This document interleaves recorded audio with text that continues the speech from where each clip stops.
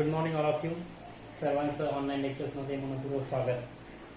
चला 10वीचा आपण भूगोलाचा अभ्यास करतोय. आपण 8वं प्रकरण पाहत होतो अर्थव्यवस्था आणि व्यवसायाचं. बरोबर. या अर्थव्यवस्था आणि व्यवसाय या चॅप्टरचे काही पार्ट आपण पाहिलेले होते या चॅप्टरमध्ये. बरोबर.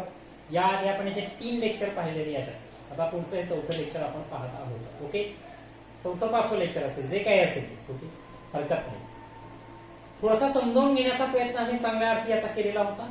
तुम्हीही चांगला अभ्यास या प्रस्तुत चॅप्टरचा केला असेल अशी अपेक्षा करतो. बरोबर. आणि हा चॅप्टर आपण आता एंडिंगला नेण्याचा प्रयत्न करतो या प्रस्तुत लेक्चरच्या माध्यमातून. ओके. तर हे चॅप्टर आपण शेवटाकडे नेतोय.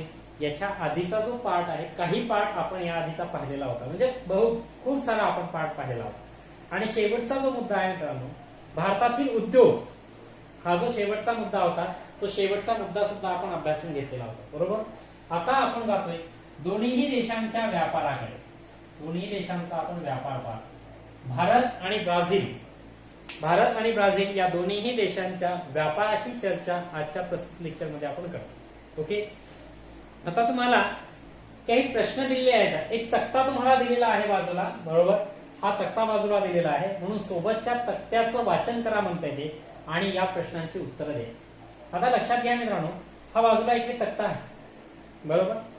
आता हा जो तक्ता आहे त्या तक्त्याचा जर विचार केला तर इकडे भारत आणि इकडे ब्राझील दिलेला आहे. इकडे निर्यात आणि इकडे आयात दिलेली आहे. इकडे निर्यात आणि आयात दिलेली आहे. म्हणजे भारताची आणि ब्राझीलची एका वर्षामध्ये आयात किती झालेली आहे आणि निर्यात किती झालेली आहे. आयात झाली असेल याचा अर्थ देशाचा खर्च झालेला आहे आणि निर्यात झालेली असेल याचा अर्थ देशाचं इन्कम झालेलं आहे, देशाचं तिथं प्रॉफिट आहे. हे आपल्याला कळणार. म्हणून आयात निर्यात ह्या खूप महत्वाच्या गोष्टी असतात. एक्सपोर्टिंग आणि इम्पोर्टिंग या ज्या दोन्ही गोष्टी असतात त्या खूप महत्वाच्या असतात. बरोबर. म्हणून होता होईपर्यंत देशाचं जे प्रोड्युसिंग आहे, प्रोडक्ट आहे, ते आपण एक्सपोर्ट किती करू हे खूप महत्वाचं असतं. कारण जेवढा आपण एक्सपोर्ट करूया तितका आपल्या देशाचा आर्थिक फायदा होणार आहे. ओके. पहिला प्रश्न ते म्हणते व्यापार संतुलन म्हणजे काय. आता प्रश्न त्यांनी पहिलाच केलेला आहे की व्यापार संतुलन म्हणजे नेमकं काय. आता पाठीमागच्या इयत्तामध्ये तुम्ही कुठेतरी व्यापार संतुलन हा पॉइंट अभ्यासला असेल मित्रांनो. जिथे आयात आणि निर्यात याच्यातला फरक जिथे दर्शवला जात असतो किंवा आयात आणि निर्याताचं मूल्य काढून, बरोबर, त्याची वजाबाकी बेरीज जे काही त्याचं सांख्यिकीय आकडेवारी त्याची घेऊन त्याचं कॅल्क्युलेशन करून जे आपल्याला नफा का तोटा होत असतो त्याला आपण व्यापार संतुलन थोडक्यात असं म्हणत असतो. ओके. म्हणून आयात व निर्यात याची गोळा बेरीज असं त्याला म्हणावं लागेल आपल्याला, किंवा आयात व निर्यात याचं कॅल्क्युलेशन म्हणजेच एक प्रकारे व्यापार संतुलन होय असं आपल्याला. म्हणून आयात व निर्यातीतील फरक म्हणजे व्यापार संतुलन होय असं म्हणतो. दुसरा प्रश्न दिला त्यांनी व्यापार संतुलनाचे प्रकार. आता हे जे व्यापार संतुलन आहे या व्यापार संतुलनाचे प्रकार त्यांनी विचारले आहे. हे पण पाठीमागच्या इयत्तांमध्ये तुम्ही कुठे ना कुठे अभ्यासले आहात नक्कीच. बरोबर. व्यापार संतुलनाचे मुख्यत्वे 3 प्रकार आहेत, तुम्हाला माहित असेल. त्यातला एक आहे संतुलित व्यापार संतुलन. बरोबर. किंवा 2 नंबर आहे अनुकूल व्यापार संतुलन आणि 3 नंबर आहे प्रतिकूल व्यापार संतुलन. संतुलित, अनुकूल आणि प्रतिकूल. आता तिन्हीमध्ये फरक कसा असतो तो मी तुम्हाला समजावून देतो आधी. ओके. व्यापार संतुलनाचा आयात आणि निर्यात खूप महत्वाची असते तिकडे.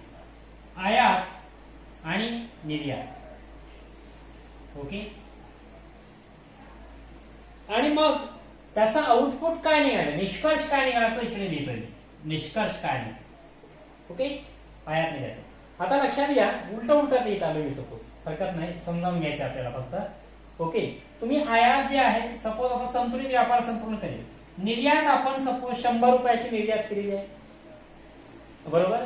म्हणजे आपण एखादा प्रोडक्ट होतं ते प्रोडक्ट आपण दुसऱ्या देशात विकलेलं आहे म्हणून निर्यात एक्सपोर्टिंग होतं. बरोबर. त्याच्यातून आपल्याला 100 रुपये मिळालेले आहे. बरोबर. आता काही वस्तू आपल्याकडे उत्पादित होत नाही, मग त्या वस्तू आपण दुसऱ्या देशाकडून मागवलेल्या आहेत, मग आपला खर्च झाला तिथे. बरोबर. म्हणजे काय केलं, दुसऱ्या देशाकडून मागवण्यात म्हणजे आपण आयात केले. आता किती रुपयाच्या आयात केल्या आपण, सपोज 100 रुपयाच्या आयात केल्या. निष्कर्ष काय निघालाय 0-0 आहे म्हणजे संतुलन आहे. काहीही फरक आहे का? काहीच नाही, संतुलन आहे. ओके, म्हणून 0-0 आहे म्हणजे संतुलन आहे. बरोबर, म्हणून त्या व्यापाराला आपण काय म्हणतोय? संतुलित व्यापार. म्हणजे आयात आणि निर्यात दोन्हीही मूल्ये जिथे सारखी असतात तेव्हा संतुलित व्यापार संतुलनाचा प्रकार. मुळातच पाहायचं ना, व्यापार संतुलन म्हणजे काय, की निर्यात मूल्य आणि आयात मूल्य यातील फरक म्हणजे व्यापार संतुलन. ओके, आता आपण अनुकूल व्यापार संतुलनाकडे जाऊया. बरोबर, आता सपोज आपण निर्यात केली 200 रुपयाची, म्हणजे वस्तू विकल्यात आणि मिळाले किती? 200 रुपये. आणि आपल्याला काही वस्तू लागत होत्या, त्या वस्तू आपण विकत आणल्या आहेत 100 रुपयाच्या. म्हणजे फायदा किती झाला आहे आपला इथे? 100 रुपये फायदा होणार आहे, 100 रुपये नफा. निष्कर्ष याला म्हणतात अनुकूल व्यापार संतुलन, म्हणजे फायदेशीर आहे. बरोबर, ज्याच्यातून 100 रुपये आपल्याला उरलेले आहेत, नफा झालेला आहे, म्हणून त्याला आपण काय म्हणतोय? अनुकूल व्यापार संतुलन असं म्हणतो. ओके, क्लिअर आहे.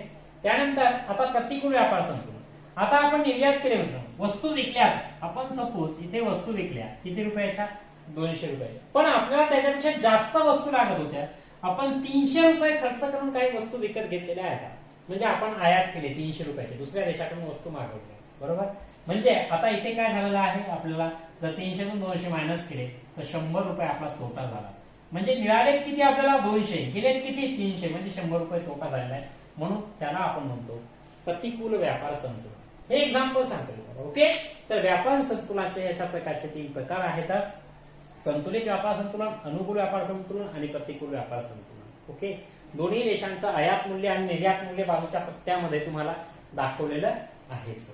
ओके, चला पुढचा प्रश्न. प्रत्येक वर्षात कोणत्या देशाची आयात ही निर्यातीपेक्षा जास्त आहे? कोणत्या देशाची आयात ही निर्यातीपेक्षा जास्त आहे असं म्हणतो. आयात होणे म्हणजेच काय? खर्च होणे. बरोबर, इम्पोर्ट करतो आम्ही, वस्तू विकत घेतो, याचा अर्थ आमचा पैसा दुसऱ्या देशाला जात आहे. बरोबर, म्हणजे आम्ही आयात करतो. क्लिअर आहे. म्हणून आयातीतून खर्च होत असतो. तर आपण जर ही आकडेवारी पाहिली तर या आकडेवारीचं ऑब्झर्वेशन आपण केलं, या तक्त्याचं जर ऑब्झर्वेशन तुम्ही करत असाल, करून या अजून नाही केलं नसेल तर त्याच्यातून तुमच्या लक्षात येईल की भारताचं आयात मूल्य हे निर्यात मूल्यापेक्षा जास्त आहे.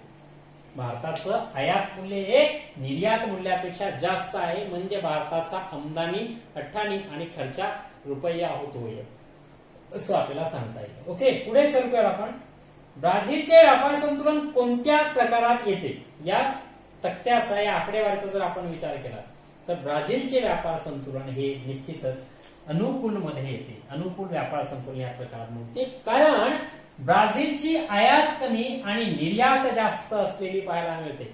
म्हणजे ब्राझीलचा खर्च कमी आणि इन्कम, त्याचं उत्पन्न हे जास्त आहे. म्हणून ब्राझीलचं व्यापार संतुलन हे अनुकूल स्वरूपाचं असलेलं दिसून येतं. पुढे प्रश्न. भारताचे व्यापार संतुलन कोणत्या प्रकारात मोडते? भारताचे व्यापार संतुलन प्रतिकूल प्रकारात मोडणार आहे.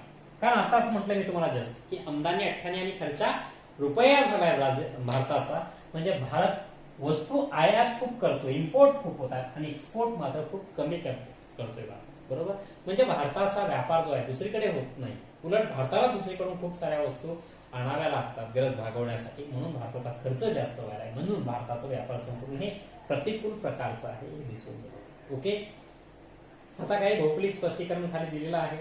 त्याच्या आधी तुम्हाला त्यांनी सांगितलेलं आहे की 8.5 चे निरीक्षण करून, हा 8.5 इकडे तुम्हाला इथं ग्राफ दिलेला आहे.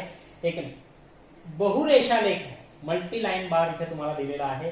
त्याचा विचार करायचा, त्याच्यावर चर्चा करायची असं त्यांनी म्हटलेलं आहे. बघा, 1960 पासून 2016 पर्यंतचा व्यापार दिलेला आहे. बरोबर, व्यापार दिलेला आहे दोन्ही देशांचा. कोणत्या 2 देशांचा? भारत आणि ब्राझील. भारताचा आणि ब्राझीलचा या 2 देशांचा व्यापार दिलेला आहे. ओके, कधीपासून? 1960 पासून 2016 पर्यंतचा. आणि मग स्थूल अंतर्देशीय व्यापारामध्ये, स्थूल अंतर्देशीय व्यापारातील हिस्सा कोणत्या देशाचा किती? ओके, अंतर्देशीय जो व्यापार आहे त्याचा हिस्सा इकडे तुम्हाला बाजूला 10%, 20%, 30%, 40%, 50%, 60% दिलेला आपल्याला पाहायला मिळतो. ओके, तर बघा इथे बाजूला सूची दिली तुम्हाला. ब्राझील जो आहे तो निळ्या रंगात दाखवलाय आणि भारत जो आहे तो लाल रंगामध्ये तुम्हाला दर्शवलेला आपल्याला पाहायला मिळतो. ओके, म्हणून एकूण राष्ट्रीय उत्पादन किती आहे, व्यापाराचा हिस्सा म्हणजे सोप्या भाषेत एकूण राष्ट्रीय उत्पादनात व्यापाराचा हिस्सा किती आहे हे दर्शवणार आहे. ओके, मग आता लक्षात घ्या, जर भारत 60ला जर पाहिलं तर 60% होता, 10% होता 60ला, 70ला जर पाहिलं तर 8%वर आलेला पाहायला मिळतो भारत. त्याच्यानंतर 80ला मात्र 15%वर गेलाय, 90ला 16%वर गेलेला आहे आणि 2000ला जर पाहिलं तर बराचसा वाढलेला आहे म्हणजे 27-28% गेला. 2010ला मात्र भारत सर्वाधिक होता, 50%वर गेला होता. म्हणजे व्यापाराचा हिस्सा भारताच्या स्थूल अंतर्देशीय उत्पादनात खूप जास्त असलेला किंवा एकूण राष्ट्रीय उत्पादनात खूप जास्त असलेला पाहायला मिळतो. ओके, हे दर्शवते आपल्याला. म्हणून जनरली म्हणजे ग्राफ हा भारताचा मात्र जास्त वाढत गेलेला पाहायला मिळतो, पण 2010 पासून 16 पर्यंत पुन्हा तो खाली उतरत आलाय आणि ब्राझीलचा मात्र चढ उतार दिसून येतो. एकदम काही जास्त वाढ ब्राझीलमध्ये झालेली नाहीये, पण जवळपास 9 ते 10% मात्र ब्राझीलची व्यापारात वाढ झालेली आपल्याला दिसून येते, हा ग्राफ जर पाहिला आपण. ओके, एकंदरीत आता व्यापाराचं भौगोलिक स्पष्टीकरण तुम्हाला दिलेलं आहे, अगदी वर्णनात्मक आहे. तर ब्राझील जो आहे तो ब्राझील कोणत्या वस्तू निर्यात करतो आणि कोणत्या वस्तू आयात करतो या गोष्टींची चर्चा त्या ठिकाणी केली. तर तुम्हाला सांगितलेलं आहे लोह खनिज आहे, कॉफी आहे, कोको, कापूस, साखर, संत्री, केळी यांची निर्यात करतोय ब्राझील. काय काय आहे बघा, लोह खनिज आहे, कॉफी आहे, कोको आहे, संत्री आहे, केळी आहे, बरोबर.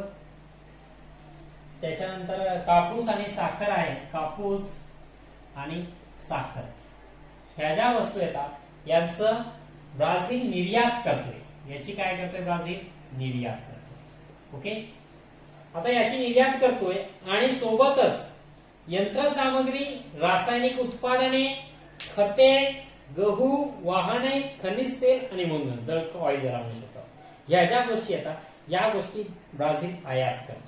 ओके, निर्यातीच्या बाबतीत लोह खनिज आहे, कॉफी आहे, कोको आहे, संत्री आहे, केळी आहे, कापूस आहे आणि साखर आहे यांची निर्यात करतोय. म्हणजे ब्राझील मधून दुसऱ्या देशामध्ये विक्रीसाठी या वस्तू जातात.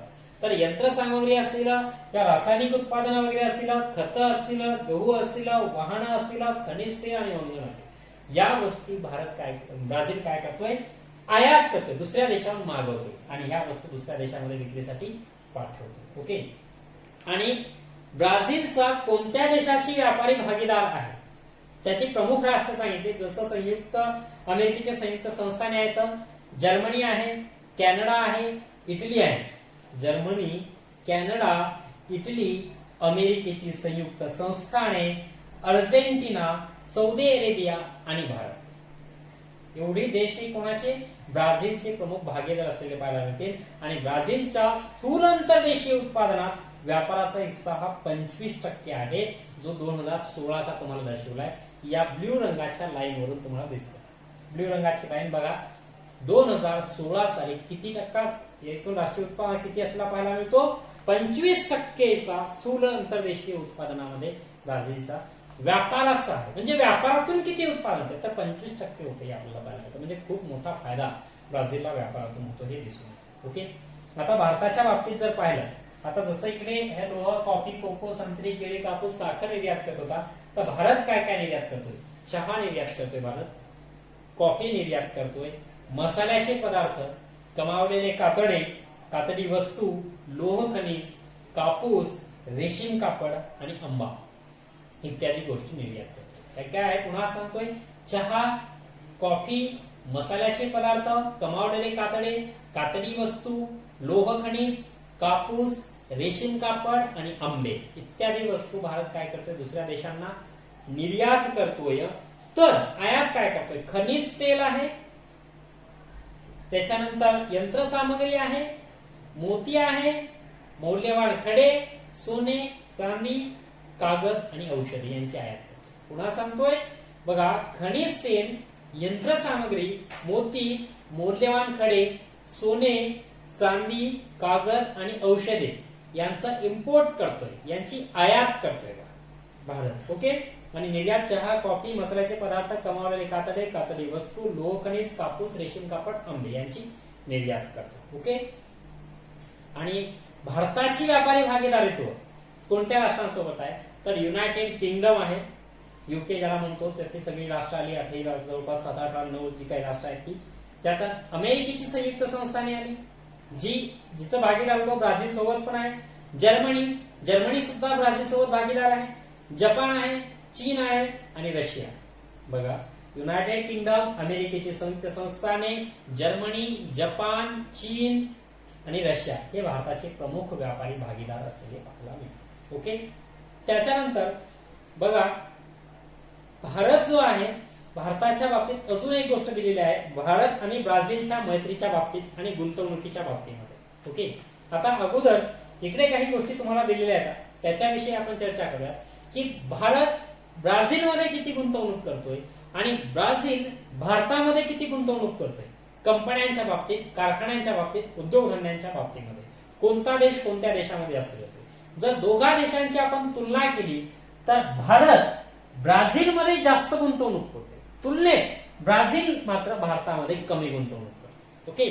पण तरी तसं जरी असलं तरी आयात निर्यातीचा जर विचार केला तर भारतापेक्षा ब्राझील मात्र अग्रेसर असलेला आपल्याला पाहायला मिळतो. ओके. बघा, त्यात भारतातील कंपन्यांनी ब्राझीलमध्ये मोठ्या प्रमाणात जी गुंतवणूक केलेली आहे आणि त्यातून औद्योगिक केंद्र उभारली म्हणते. काही कंपन्यांनी जी भांडवल गुंतवणूक ब्राझीलमध्ये केली आहे त्याच्यामध्ये कोणकोणती आहेत, माहिती तंत्रज्ञान आहे, औषध उत्पादनाची आहे, ऊर्जा आहे, शेती व्यवसाय आहे, खाणकाम आहे, अभियांत्रिकी आणि वाहन क्षेत्र.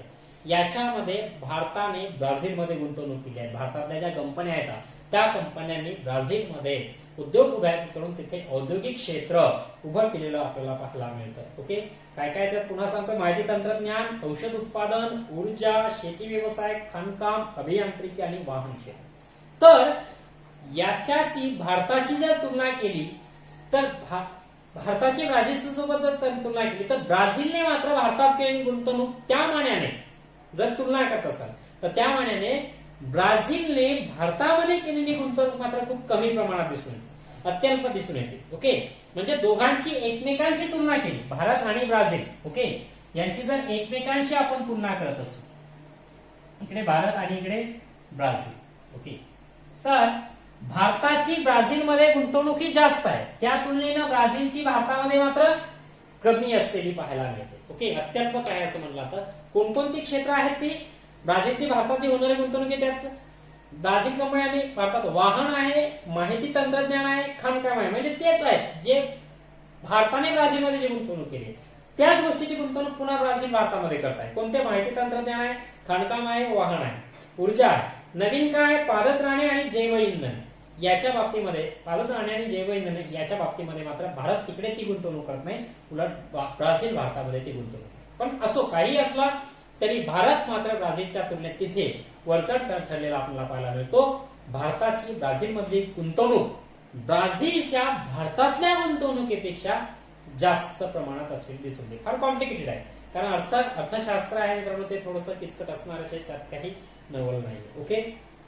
आता तुम्हाला एडिशनल साठी दिलेलं आहे की एक कॉफीच्या बाबतीमध्ये दिलेलं आहे की आपण पाहतो की 150 वर्षापासून गेली पाठीमागची जी 150 वर्ष आहेत या 150 वर्षापासून ब्राझील जो आहे तो ब्राझील जगाला कॉफी निर्यात करतो.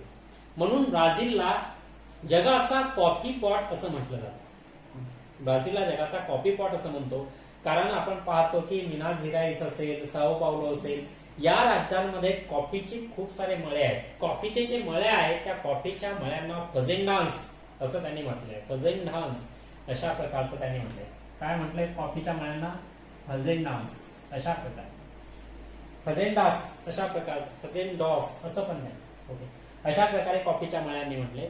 कॉफी जी आहे ती पोर्तुगीजांनी 18व्या शतकाच्या उत्तरार्धामध्ये, 18व्या शतकाच्या आरंभी, 18व्या शतकाची जी सुरुवात होती त्या कालखंडामध्ये जे पोर्तुगीज होते त्या पोर्तुगीजांनी ज्या वसाहती स्थापन केल्या होत्या किनारी भागामध्ये, पोर्तुगीजांनी कुठे, ब्राझीलमध्ये, कारण पोर्तुगीजांची ब्राझीलमध्ये सत्ता होती हे आपण दुसऱ्या चॅप्टर मध्ये पाहिलंय. तर त्या पोर्तुगीज ज्यावेळेस ब्राझीलमध्ये गेले होते, कोणतेही युरोपीय ज्यावेळेस दुसऱ्या देशात गेलेत मित्रांनो तिथे किनारी प्रदेशात वसाहती केल्या. तर पोर्तुगीजांनी ब्राझीलच्या किनारी प्रदेशात ज्या वसाहती केल्या त्या वसाहतीमध्ये या पोर्तुगीजांनी जी कॉफी आहे त्या कॉफीचे फजेंडा रॉस नावाचे जे बळ आहे ते तिथे लागवड केली होती सुरुवातीला. तर पोर्तुगीजांनी ही वनस्पती सगळ्यात सुरुवातीला कुठून आणलेली आहे?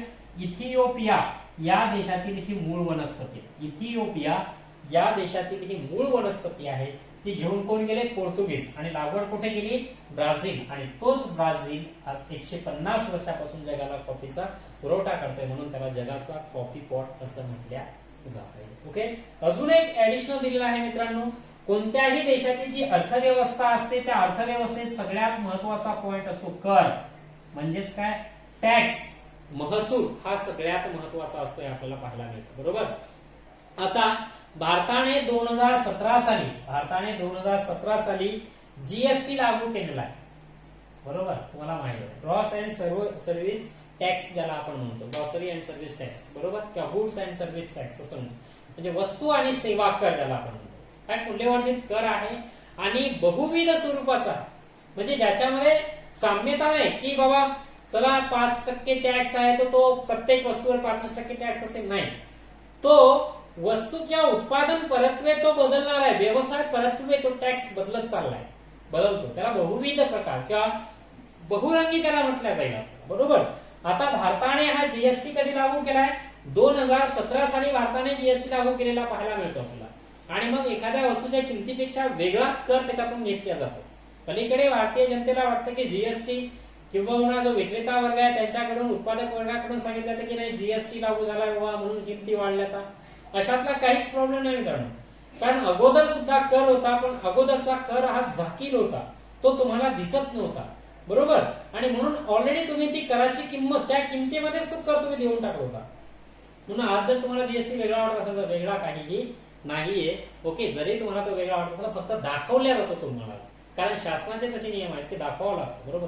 म्हणून जीएसटी तुम्ही भरताय आज, पण अगोदरही कर तुम्हीच भरत होता, कोणताही विक्रेता किंवा उत्पादक भरत नव्हता. असो, तो 2017 पासून लागू झालेला जो जीएसटी आहे बरोबर तो भारतात आहे. पण हाच जीएसटी आपल्याला, तो जो जीएसटी आहे त्यालाच आपण विक्री व मूल्यवर्धित कर असं आपण, मूल्यवर्धित कर जे आहे त्याच्याऐवजी वस्तू आणि सेवा कर आणलेला पाहायला मिळतो, ज्याला आपण जीएसटी असं म्हणतोय. त्याला बहुस्तरीय असं म्हटलं आहे. तर ही कल्पना ब्राझीलमध्ये मात्र 1984 पासूनच आहे. भारतात कधीपासून आहे? 2017 पासून. आणि ब्राझीलमध्ये कधीपासून आहे? 1984 पासून ही कल्पना असली पाहायला मिळते. म्हणजे अर्थव्यवस्थेच्या सुधारणेच्या बाबतीत ब्राझील भारतापेक्षा फार पुढे असलेला आपल्याला पाहायला मिळतो. ओके. आता तुम्हाला ऍडिशनल जी इकडे गोष्ट दिली आहे, जे द्वैताचे रंग दिले त्याची आपण काही चर्चा करणार आहोत इकडे. बरोबर. तिकडे काही प्रश्न दिलेत तुम्हाला. इथे मोठी ठळक अक्षरात दिलेली आहे काही अल्फाबेट इंग्रजी तुम्हाला. ब्रिक्स. ब्रिक्स ही एक व्यापारी संघटना आहे, जेव्हा एक व्यापारी करार असलेला आपल्याला पाहायला मिळतो मैत्रींचा. ब्रिक्स या लघुरूपाचा अर्थ काय आहे? खूप सिंपल आहे, असं काही वेगळं करायची गरज नाहीये. BRICS. ब्राझील आहे, रशिया आहे, इंडिया आहे, चायना आहे आणि साऊथ आफ्रिका आहे. हे आपल्याला पाहायला मिळतं. ओके. लघुरूपाचा त्याचा अर्थ. आता पुढे म्हणतंय हा गट कधी स्थापन झाला? 2006 साली हा गट स्थापन झालेला आहे व्यापारी दृष्टिकोनातून. ओके. त्यानंतर या गटाचे उद्देश कोणते? एक तर व्यापारी सहकार्य निर्माण करणे. बरोबर. त्याबरोबर देवाणघेवाण असेल, आयात निर्यात असेल, म्हणजे एकंदरीत व्यापारी उद्देशाचे असलेले आपल्याला टोपणमानाने सांगतात. त्याशिवाय कोणत्या खंडातील देश या गटाचे सदस्य नाही? आता बघा मी तुम्हाला सांगतो, ब्राझील आहे हा कुठलचा आला मित्रांनो? दक्षिण अमेरिका खंडातला आला. रशिया आहे, कुठलचा आला? रशिया. युरोप मधला पण आलेला आहे आणि आशिया मधला पण आहे. रशिया दोन्ही कडे. इंडिया कोणीकडे आला? आशियातला आला. चायना कोणीकडचा आला? आशियातला आला. आणि साऊथ आफ्रिका कुठलचा आला? आफ्रिके खंडातला. बरोबर. म्हणजे आफ्रिका कटला, आशिया कटला, युरोप कटला, दक्षिण अमेरिका कटला. बाकी राहिला उत्तर अमेरिका, अंटार्क्टिका, बरोबर, आणि ऑस्ट्रेलिया. म्हणून उत्तर अमेरिका, अंटार्क्टिका आणि ऑस्ट्रेलिया या 3 खंडातील देश, ऍक्च्युली अंटार्क्टिका म्हणजे खंड, अंटार्क्टिकामध्ये नाहीच देश. बरोबर. पण जनरली या 3 खंडातले देश या गटामध्ये सहभागी नाहीये. या गटाचे सदस्य देश कोणकोणत्या खंडात आहेत? तर दक्षिण अमेरिका आहे, बरोबर, युरोप आहे, आशिया आहे आणि आफ्रिका खंडामध्ये असले. ओके. पुढे आता जे ब्रिक्स आहे, या ब्रिक्सच्या माध्यमातूनच भारताचं जे भागीदारत्व आहे किंवा जी सामरिक भागीदारी म्हणतो, म्हणजे मैत्री, व्यापारिक दृष्टिकोनातून भारत आणि ब्राझील या दोघही देशांमध्ये एक व्यापारी मैत्री झालेली आपल्याला पाहायला मिळते. ज्या व्यापारी मैत्रीच्या आधारे आपल्याला एक द्विपक्षीय गुंतवणूक, म्हणजे जसं आपण पाहिलंय की भारताने ब्राझीलमध्ये गुंतवणूक केली आणि ब्राझीलने भारतामध्ये गुंतवणूक केलेली पाहिजे, म्हणजे हा एक द्विपक्षीय करार हा झालेला पाहायला मिळतो. दोन्ही राष्ट्रांमध्ये एक सामरिक भागीदारी असलेली पाहायला मिळते. पण आता इथे 8.6 ला आलेख दिलेला आहे. हा आलेख थोडासा वेगळ्या स्वरूपाचा तुम्हाला वाटतो. त्या आलेखाचा विचार करून खालीलच्या काही प्रश्नांची उत्तरे तुम्हाला इकडे द्यायची आहे. ओके, कोणत्या वर्षी भारताने ब्राझीलकडून आयात केलेले मूल्य ब्राझीलला निर्यात केलेल्या मूल्यापेक्षा अधिक आहे? आता फक्त इथे आपण आयात आणि निर्यात पाहतोय, पण फक्त आपसातलीच आयात निर्यात पाहतोय, भारताची ब्राझील आणि ब्राझीलची भारतात. ओके, या दोघा देशातली आयात निर्यातीचा आपण इकडे विचार करतोय. म्हणून आता की कोणत्या वर्षी, भारताच्या बाबतीत त्यांनी प्रश्न विचारलाय की कोणत्या वर्षी, ब्राझील आणि भारत असं पुन्हा पुन्हा म्हणणं सोडून द्या, म्हणजे प्रश्न कन्फ्युज होणार नाही तुम्हाला. सोपं इतक्यातच लक्षात घ्या की आयात मूल्य निर्यात मूल्यापेक्षा कुठे जास्त आहे. निर्यातही शब्द घेऊ नका, आयात मूल्य भारताचं कोणत्या वर्षी जास्त आहे इतकंच लक्षात घ्या तुम्ही, म्हणजे लक्षात राहील तुमच्या. बरोबर, बघा आता भारताला ब्राझीलकडून झालेली आयात कोणत्या रंगाने दाखवली तुम्हाला, इथे पिंक किंवा रेड रंगाने दाखवलेली आहे, आणि निर्यात जी आहे ती ग्रीन च्या ऐवजी इथे ब्ल्यू वापरलाय, कारण बॅक शेड पण ग्रीनच आहे म्हणून त्या ब्ल्यू रंग दाखवलाय. निर्यात कोणत्या रंगाने दाखवली, भारताची निर्यात फायदेशीर आहे ना म्हणून तर निळा रंग दाखवलेला आहे.